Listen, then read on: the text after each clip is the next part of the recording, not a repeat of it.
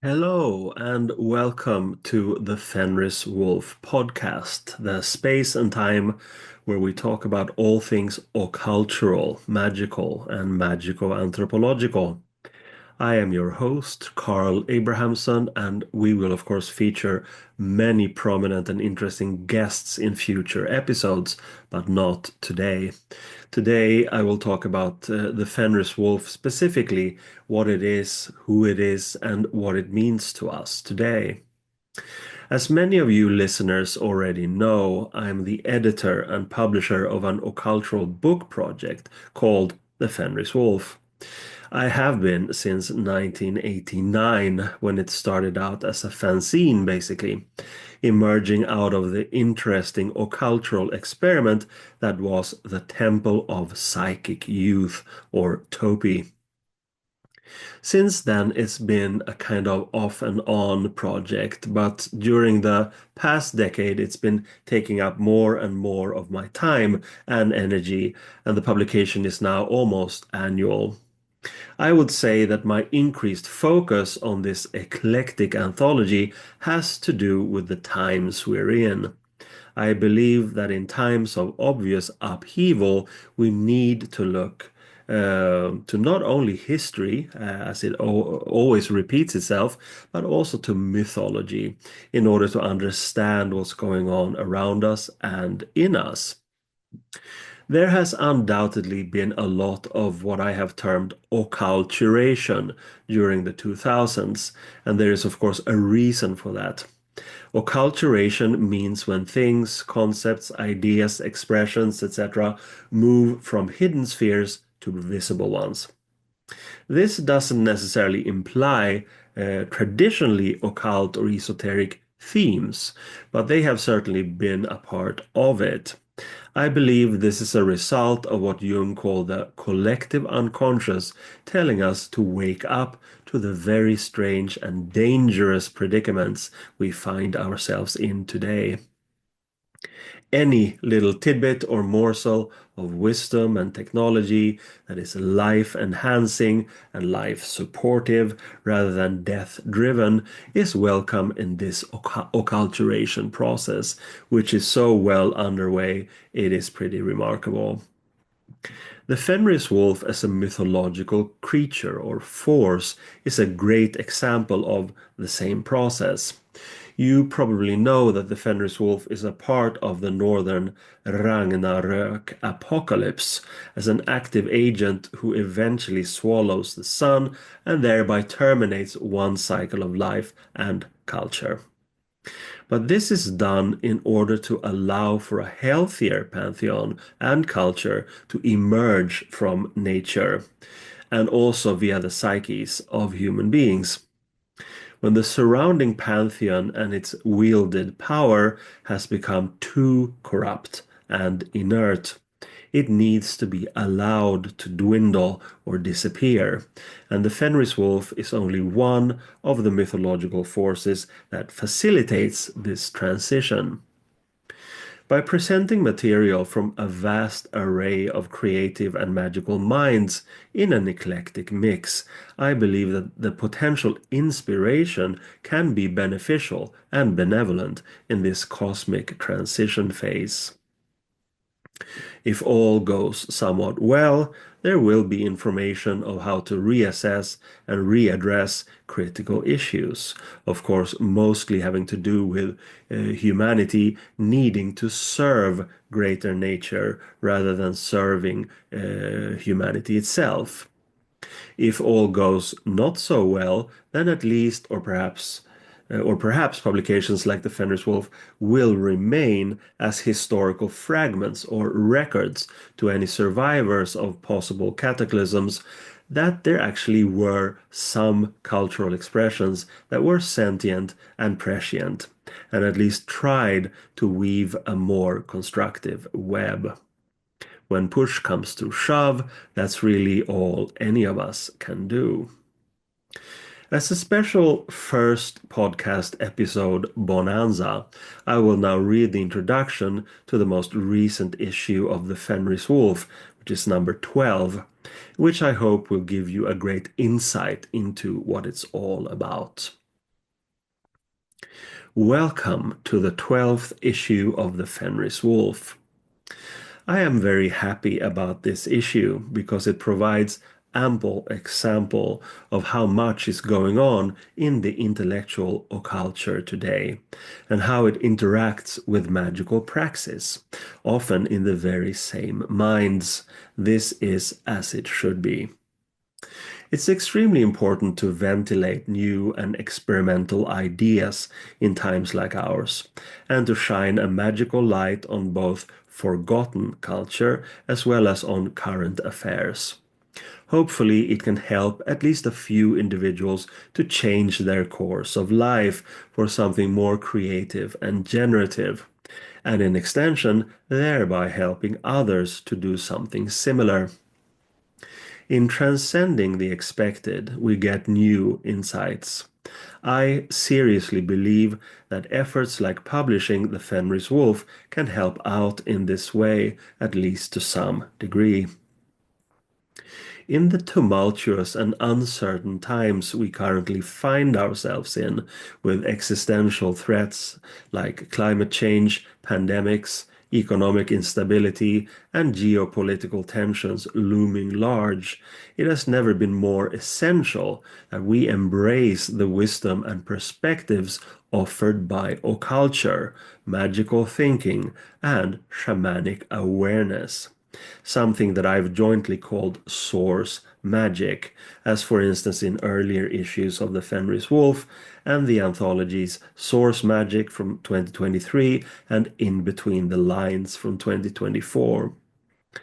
As our materialist, mechanistic worldview continues to fail us in the face of these immense challenges, we must open ourselves up to alternative modes of perceiving, understanding, and interacting with the world around us.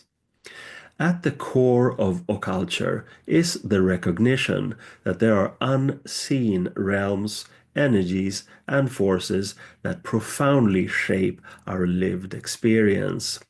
From the ancient mystical traditions of the East to the shamanic cosmologies of indigenous cultures around the world, the occult offers a radically different perspective, one that sees the universe as a living, interconnected web of consciousness, energy, and spirit. This worldview stands in stark contrast to the dominant scientific materialist paradigm, which reduces the world to a collection of inanimate, disconnected objects governed by deterministic physical laws. Magical thinking in this context refers to the understanding that our thoughts, intentions, and actions have a profound impact on the unfolding of reality. It is the recognition that we are not merely passive observers of a predetermined universe, but active co-creators of our collective experience. Through ritual, meditation, visualization, and other esoteric practices, we can consciously influence the flow of subtle energies, align ourselves with the rhythms of nature, and tap into the latent power of the human mind. Shamanic awareness is about cultivating a direct embodied connection with the web of life, an understanding that we are not separate from nature, but intrinsically woven into its cycles and currents. Shamans, healers, and wisdom keepers from diverse cultural traditions have long understood that human well-being is inextricably linked to the health and balance of the more than human world. By tuning into the wisdom of the natural world and the voices of our ancestors, we can access profound insights and guidance. In the face of the dire crises unfolding around us, the essential importance of these esoteric perspectives and practices cannot be overstated. As our dominant social, economic, and political systems continue to fail us, we must turn to alternative ways of being and knowing that can provide the roadmap for a more sustainable, equitable, and harmonious future. The first and perhaps most crucial reason why occulture, magical thinking, and shamanic awareness are so essential now is that they offer us a radically different perspective on the nature of our reality. By recognizing the interconnectedness of all things, the living consciousness that infuses the material world, and the profound impact of human intention and ritual, we can begin to see the world not as a static mechanical system, but as a dynamic, ever-evolving web of relationships and energetic flows. This shift in perspective is crucial because it allows us to see the systemic nature of the crises we face. Climate change, for example, is not simply an environmental problem to be solved through technological fixes, but a symptom of a much deeper imbalance in the web of life, an imbalance brought about by our collective disconnection from nature and our embrace of an extractive, exploitative worldview. Similarly, the rise of authoritarianism, enforced economic inequality, and social unrest are reflections of a profound spiritual and cultural malaise that cannot be addressed through political reforms alone. By embracing occulture and magical thinking, we can begin to see these crises as manifestations of an underlying energetic and consciousness-related imbalance. We can understand, for instance, how the relentless pursuit of material wealth and technological control has severed our connection to the sacred, contributing to a profound sense of alienation and disenchantment. We can also recognize how the dominant materialist worldview has stripped the world of its inherent meaning and soul, leaving us feeling isolated, powerless, and adrift in a seemingly indifferent universe. Shamanic awareness, in turn, offers us a powerful antidote to this malaise. By re-establishing our connection to the natural world, the spirit realm, and the wisdom of our ancestors, we can begin to reclaim a sense of belonging, purpose, and agency in the face of these immense challenges. Through practices like ceremonies, rituals, trance journeying, and direct communion with a more than human world, we can tap into sources of resilience, guidance, and healing that are largely inaccessible within the confines of our dominant scientific industrial paradigm. Moreover, the occult and shamanic perspectives remind us that we are not merely passive witnesses to the unfolding of events, but active co-creators of our collective reality, as well as of our individual ones. By harnessing the power of intention, visualization, and ritual, we can work to consciously shape the energetic and consciousness-related foundations of our world, aligning ourselves with the natural rhythms of the earth. This is not to say that occulture and shamanic practices offer simplistic or easy solutions to the complex crises we face. On the contrary, they often challenge us to confront our deepest fears, biases, and unconscious patterns, to do the difficult inner work of personal and collective transformation. But it is precisely this transformative potential that makes them so essential in these critical times. Occulture is not only influenced by contemporary culture, but also plays a vital role in shaping it. The rise of social media platforms and online communities has given occult practices a platform for visibility, attracting a younger generation eager to explore alternative spiritualities and philosophies.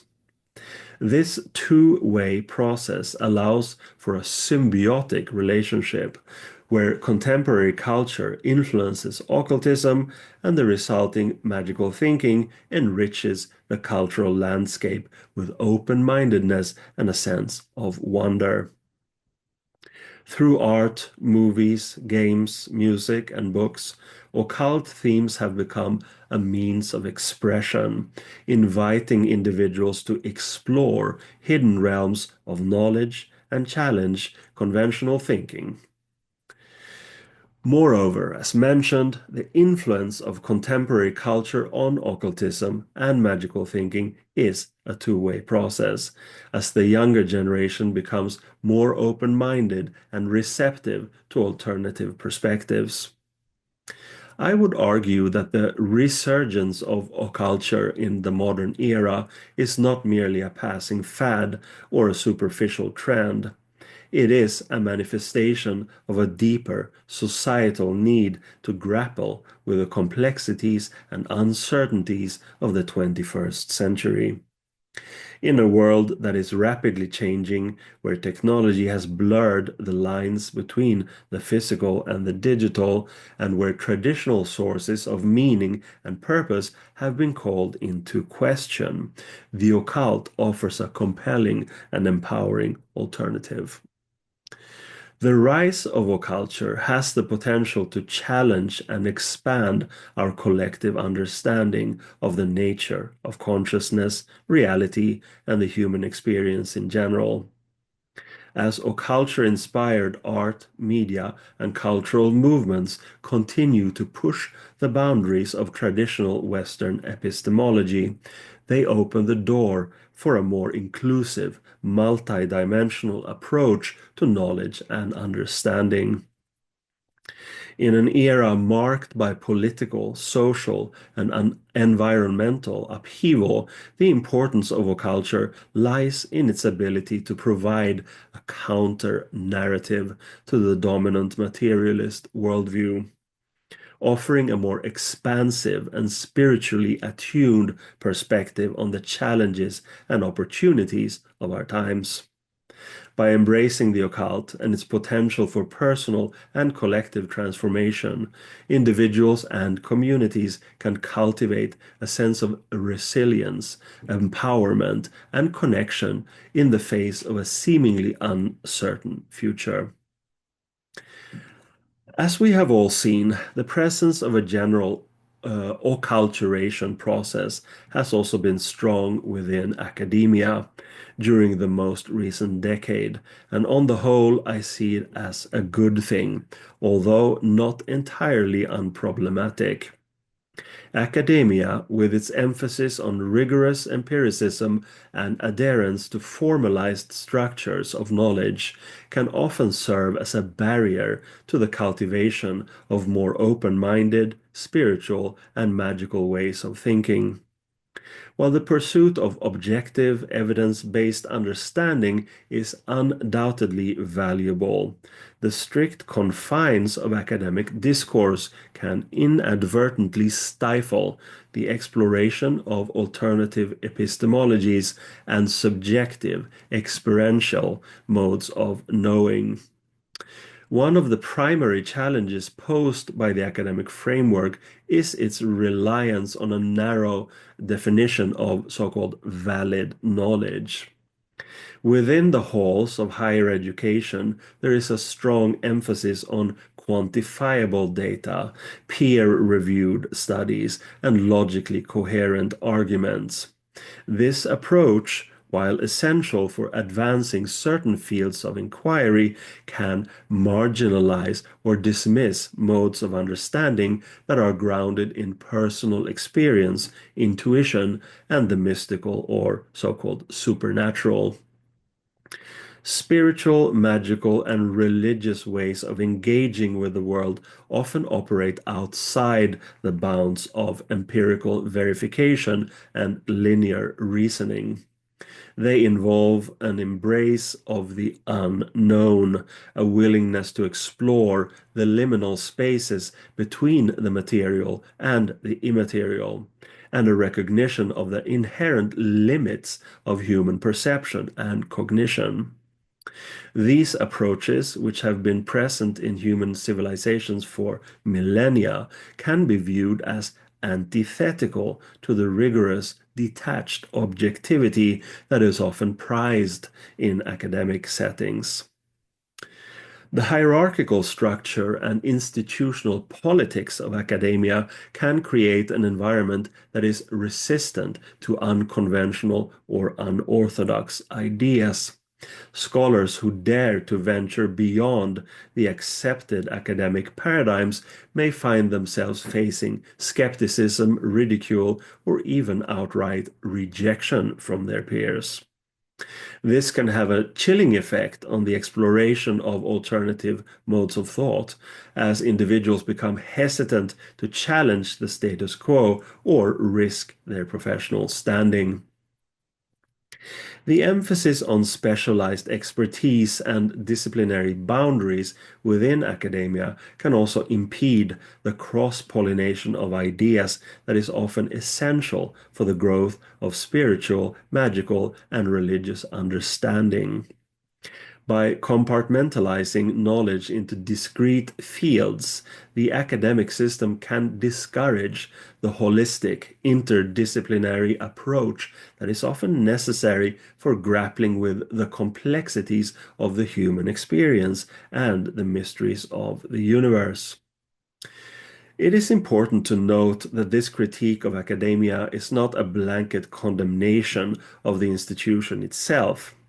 The pursuit of rigorous evidence-based knowledge has undoubtedly yielded invaluable insights and advancements in various domains.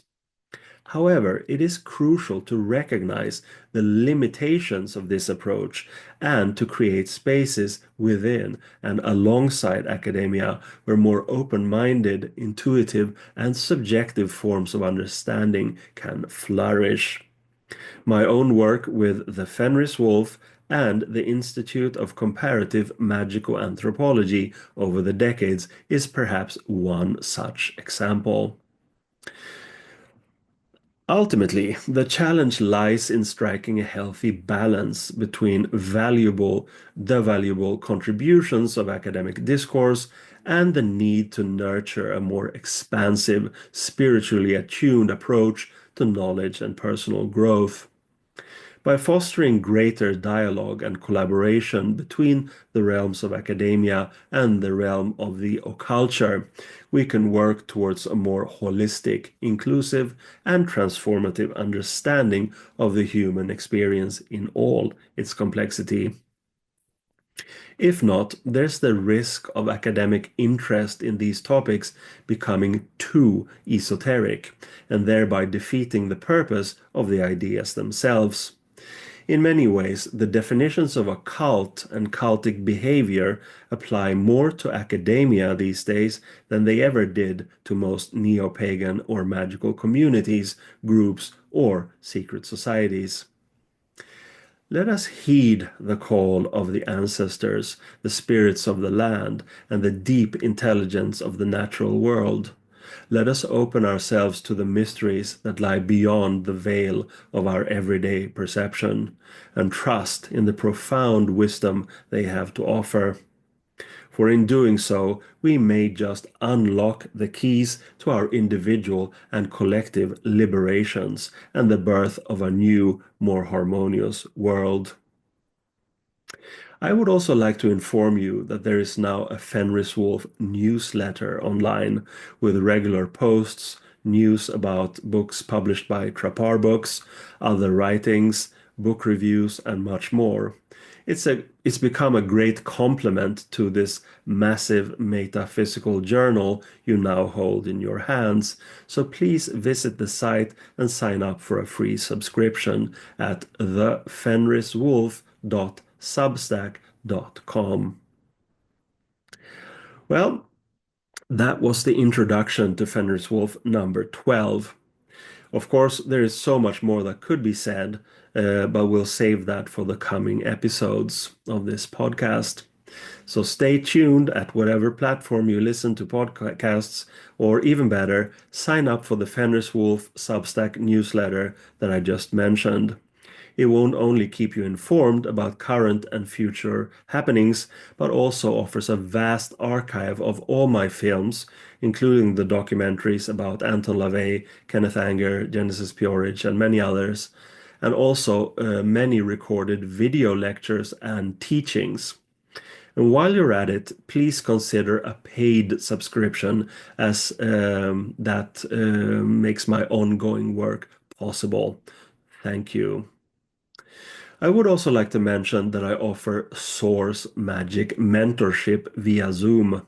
This is a mix of deep conversation and magical mentoring suitable for both short-term issues you may need resolved and long-term magical development within your own individuation process. A 15-minute free consultation is available so we can go through what would be best for you. A list of useful links as well as contact information is available in the episode's show notes. So, thank you for being here and listening to this first episode of the Fenris Wolf podcast. Let me know how you liked it in direct messages and or platform comments.